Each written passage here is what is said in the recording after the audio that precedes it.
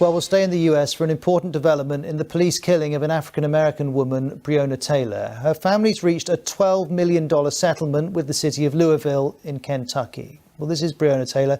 She was a 26-year-old emergency medical technician, and in March she was shot 8 times after police entered her home in the middle of the night under what's called a no-knock warrant.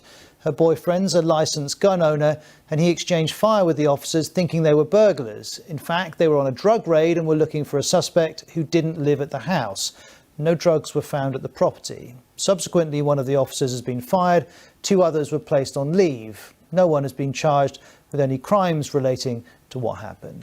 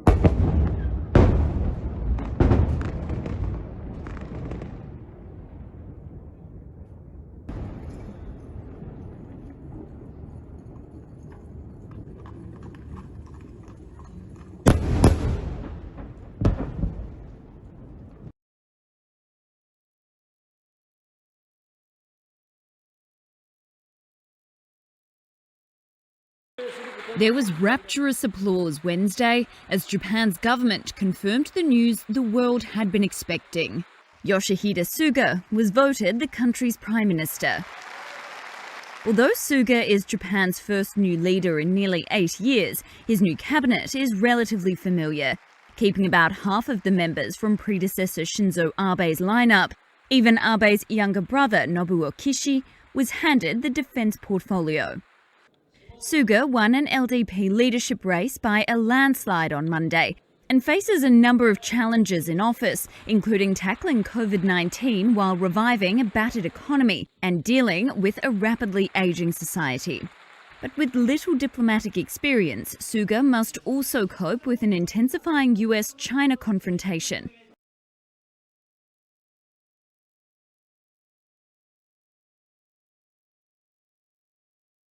And we begin with Hurricane Sally, set to make landfall within hours. States of emergency warnings up tonight from Louisiana clear across to Florida.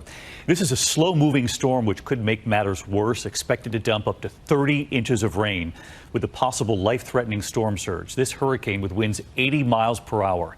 The outer bands already reaching the coast tonight, wind and rain hitting Gulf Shores, Alabama.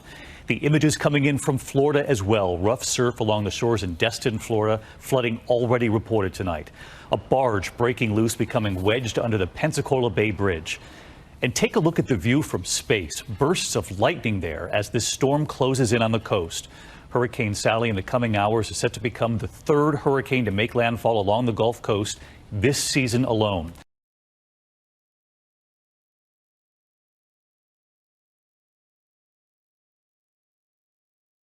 The World Trade Organization has ruled that the Trump administration's trade war is illegal. It says American duties imposed on more than $200 billion in Chinese goods broke trading rules as they applied only to China and were above maximum rates agreed to by the US. Washington says they were justified as Beijing was stealing intellectual property and forcing American companies to transfer technology for access to its markets. US Trade Representative Robert Lighthizer says the WTO is completely inadequate to stop China's harmful practices. This is just the start of a legal process that could take years.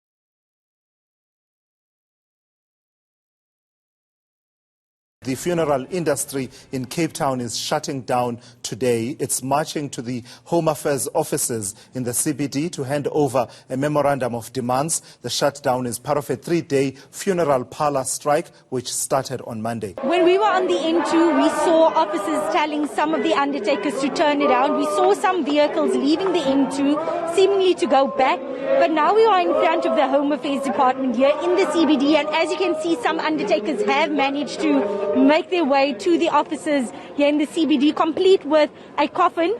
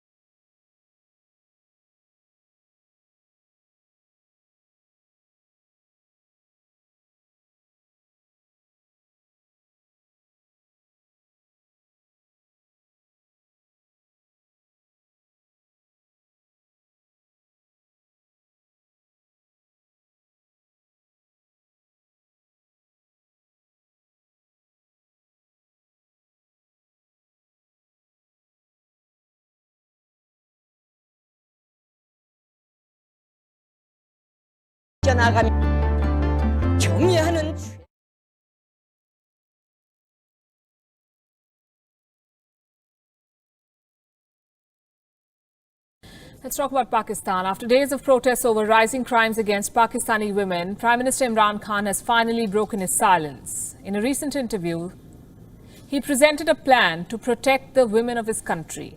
He has promised a full-fledged crackdown on rapists and sex offenders. He says his government is working on a national register.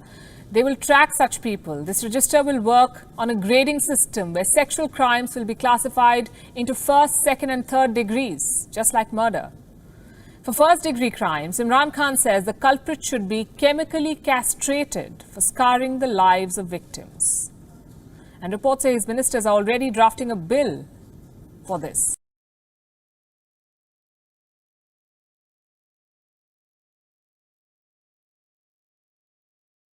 This dry desert landscape is in the state of Chihuahua in northern Mexico, just south of the U.S. border. It hasn't rained much lately, and many here are concerned that crops and livestock are under threat. Farmers like Raul Garcia tell us what little water remains in the region is about to be given to the United States under a water-sharing treaty signed between the two countries during World War II. The issue of water is a boiling hot topic in this part of the country, and protests against the decades-old water treaty have been growing more and more violent in recent weeks. When the U.S. and Mexico signed the Water Treaty of 1944, the United States agreed to send more water to Mexico than it receives, but it still requires Mexico to release water from dams along some of the driest parts of the border.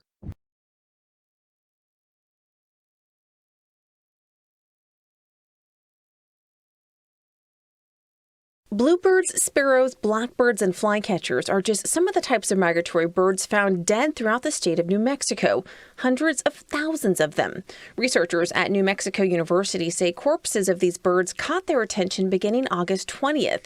That's when an alarming amount of dead birds were spotted at the U.S. Army White Sands Missile Range and the White Sands National Monument. Scientists say more dead birds continue to show up in all four corners of the state. Biologists from White Sands Missile Range teamed up with the university on Saturday to examine 300 dead birds. They reportedly wanted to learn more about their conditions before dying. Residents said they noticed irregular behavior from some of the birds. Some birds normally seen in trees or shrubs were on the ground chasing bugs. Many were lethargic and so unresponsive they were getting hit by cars. On the Missile Range golf course, biologists said swallows were even allowing people to approach them.